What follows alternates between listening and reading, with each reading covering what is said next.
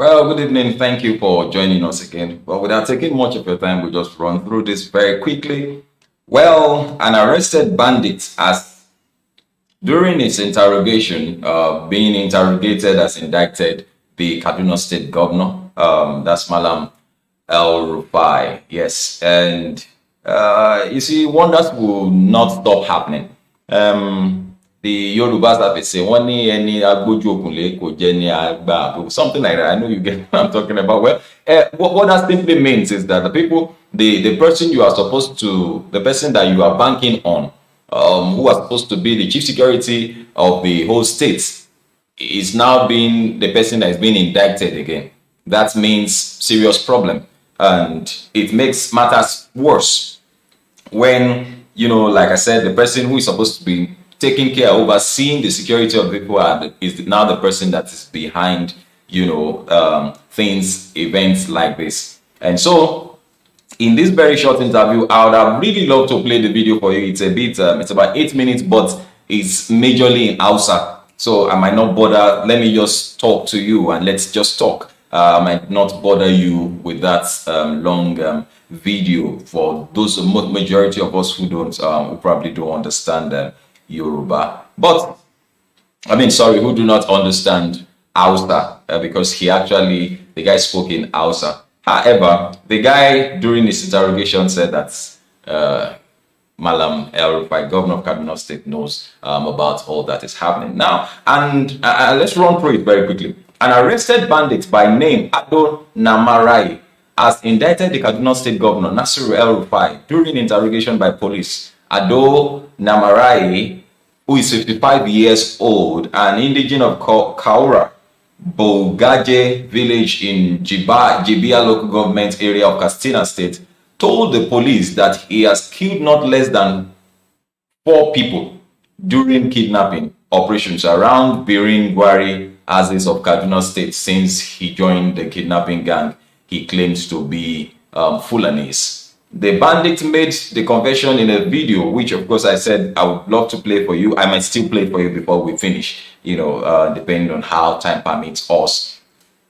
And so he during this interrogation in this video that I'll be showing you very soon, posted by a freelance journalist named Muhammad Awa on his Instagram page and obtained by Middle Bells.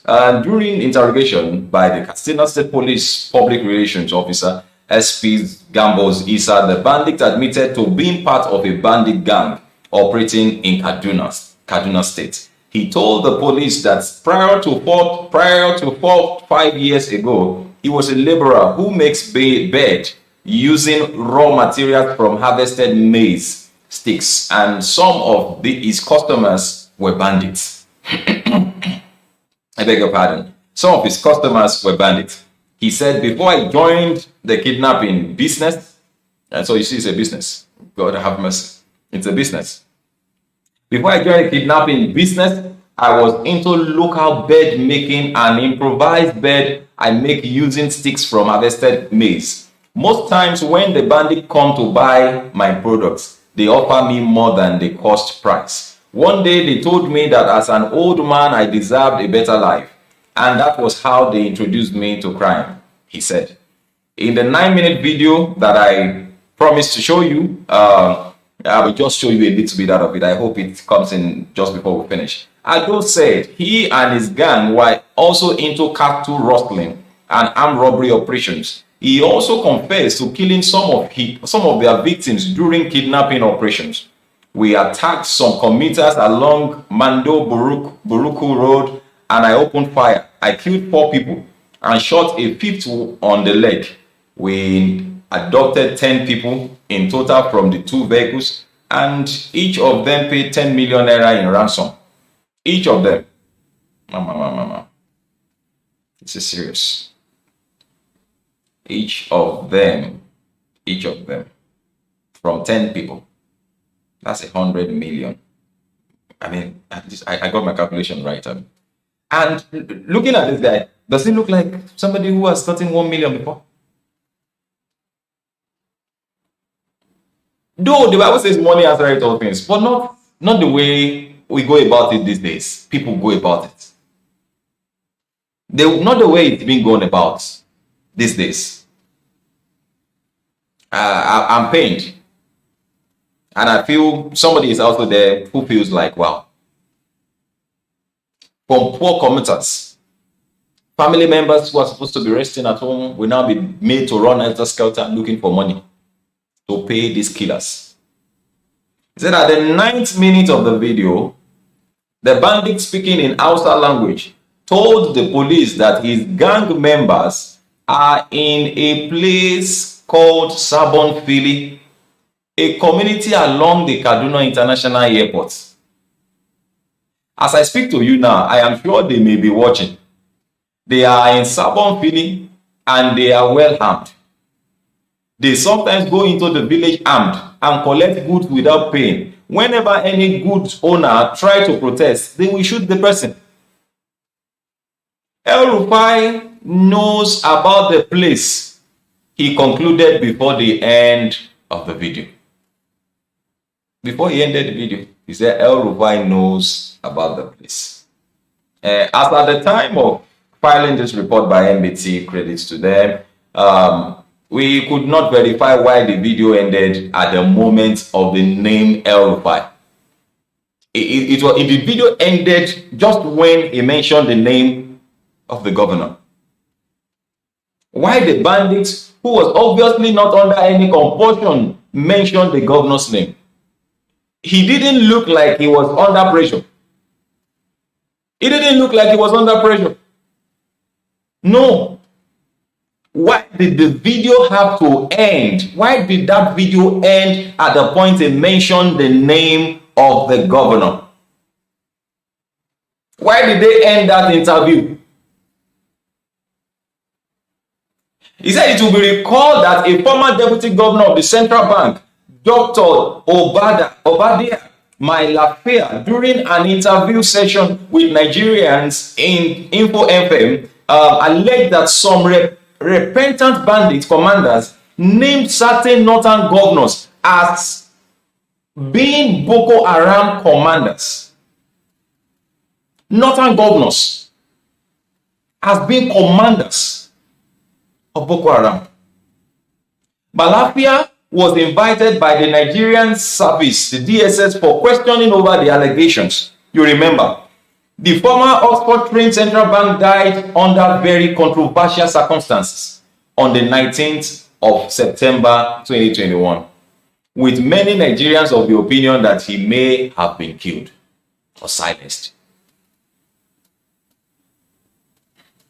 Kaduna State since 2015 has become the epicenter of kidnapping and attacks on communities, which many blame on Fulani headmen militias. What do whoever these people are, who are sponsoring this, inhuman acts, what do they stand to gain? What do you stand to gain from bloodshed? What do you stand to gain? Last Sunday, 38 people were killed by gunmen suspected to be Fulani terrorists in Madamia and Abon community in Malagum district of Kora local government area of the state. They were buried yesterday in a well-publicized mass burial attended by dignitaries from Southern Kaduna. Question still remains, why did they end that video at the point names were mentioned? For some time now, there was a comment, some people came up and said, we already have a list of the people who are sponsoring terrorism, but we cannot mention their name. Just yesterday, when the president was talking, or 2 days ago when the president was talking, he said that even somebody, a House of Rep member, is behind the agitators and all of that. Their names cannot be mentioned. Declare these people as terrorists. That cannot be done.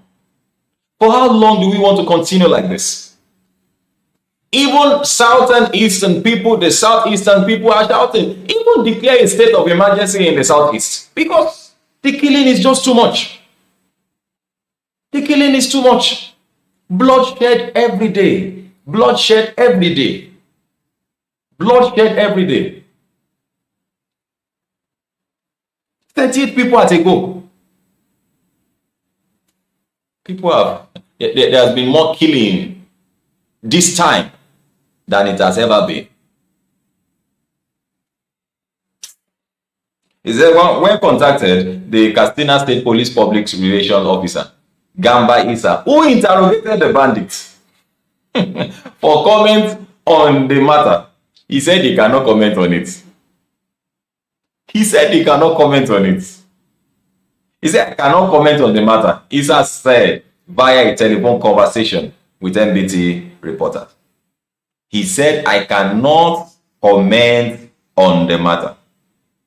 Let me see if I can get you that video, so that for those of you who understand Hausa, you'll be able to understand what he's saying. But then I won't be able to play all for you. I'll just play it a little bit. Of course, run you to the end of the video so that we can see for ourselves where he mentioned names, and so we'll be able to capture that. Wanda ake kira Ado na Marai, dan asalin ƙauyen Bugaje ne da ke ƙaramar hukumar Jibiya.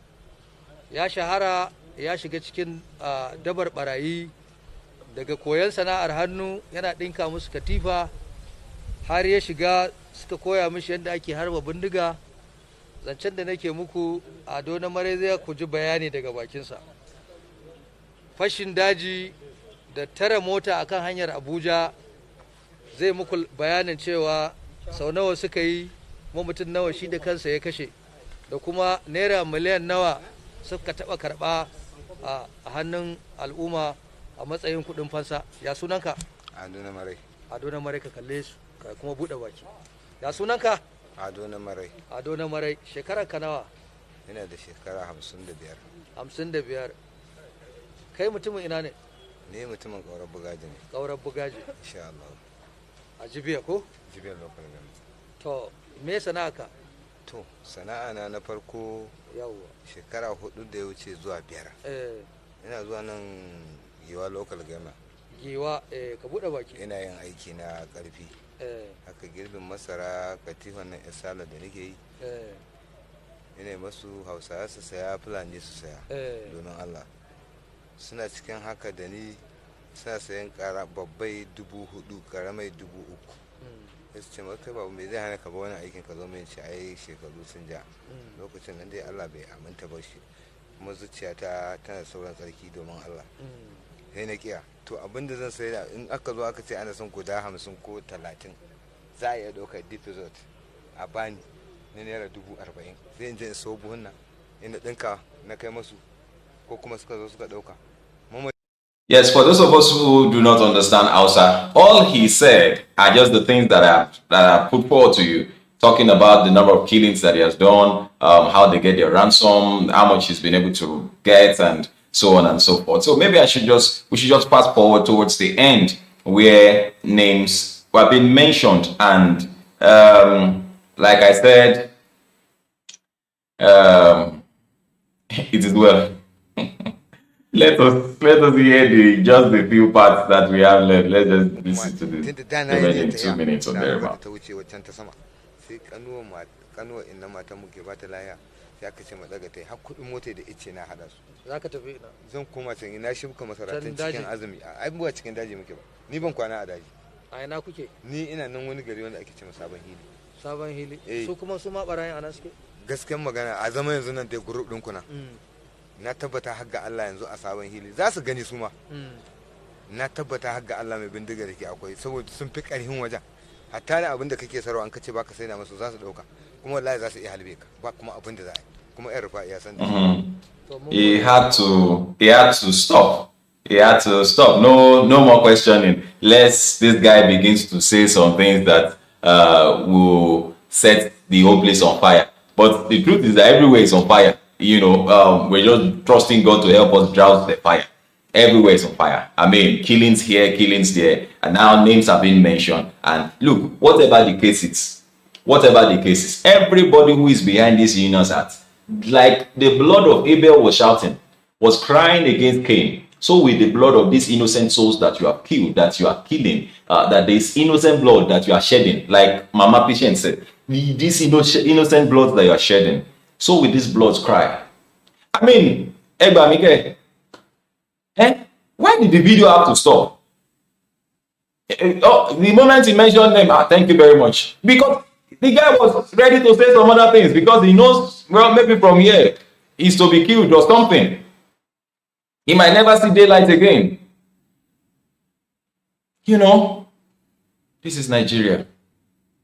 May God help us. Seriously. But whatever you have to say, please just say. Just say. How can we get out of this? For how long do we want to continue like this? For how long? For how long do we want to continue like this? But then, just like Daddy Gio said earlier on today, safety is of the Lord. He said it on Friday too. Safety is of the Lord. Safety is of the Lord. You keep trusting God for your own security, for your own safety. For your own safety. Our safety is not in the hands or in the hands of the armed forces. They are trying their best. Only at the end lagoon, what that means is that chickens, they sweat also, but because they have feathers, you don't know they are sweating. They are trying.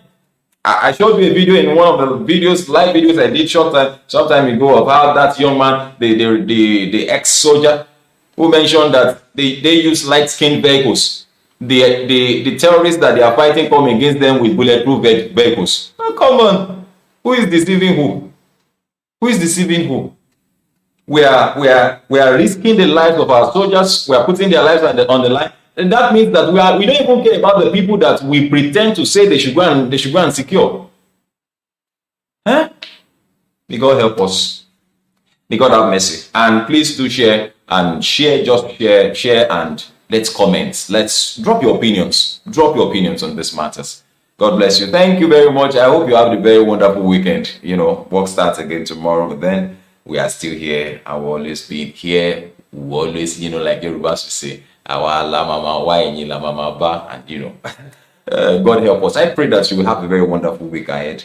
A very, very splendid, prosperous, wonderful week. Blessed week. A week that is loaded with lots of benefits and good news concerning Nigeria. That's what we are looking after. That every time we wake up in the morning, we look forward to hearing good news. Good news that someday we just begin to hear good news.